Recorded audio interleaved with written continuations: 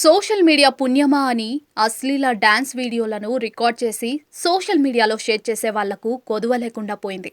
లైక్లు, వ్యూస్ కోసం కొత్త కొత్త మార్గాలలో ఇది ఒకటి. అయితే చాలా మంది బహిరంగ ప్రదేశాలు, రైళ్లు, మెట్రో, పార్క్లలో అశ్లీల నృత్యాలు చేస్తూ తోటి వారిని తీవ్ర ఇబ్బందులకు గురిచేస్తూ ఉంటారు. అలాంటి వారిపై ఎన్ని చర్యలు తీసుకున్నప్పటికీ వారిలో మార్పు రావటం లేదు. తరచూ ఏదో ఒక చోట ఇలాంటి డాన్స్లు, రీల్స్ చేస్తూ నెటిజన్ల ఆగ్రహానికి కూడా గురవుతూ ఉన్నారు.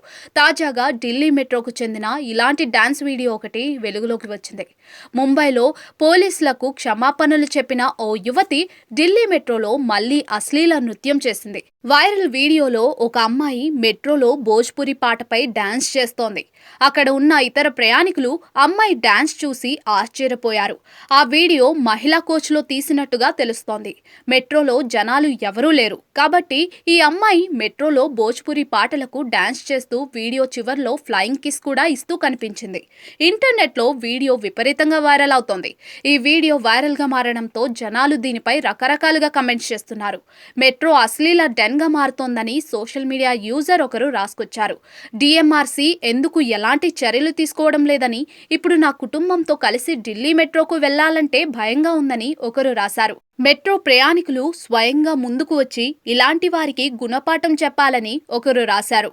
ఇలాంటి అమ్మాయిలను పట్టుకుని కనీసం ఒక రోజైనా జైల్లో ఉంచాలని, బహుశా అలా చేస్తేనే వారిలో మార్పు వస్తుందేమోనని అంటున్నారు. ఇది అమ్మాయి తప్పు కాదని, ప్రజలు మౌనంగా ఉన్నప్పుడు ఇలాంటి వారు ఏదైనా చేస్తారని మరొక యూజర్ రాసుకొచ్చారు. ఢిల్లీ మెట్రోలో డాన్స్ చేస్తున్న ఈ అమ్మాయి పేరు మనీషా డాన్సర్.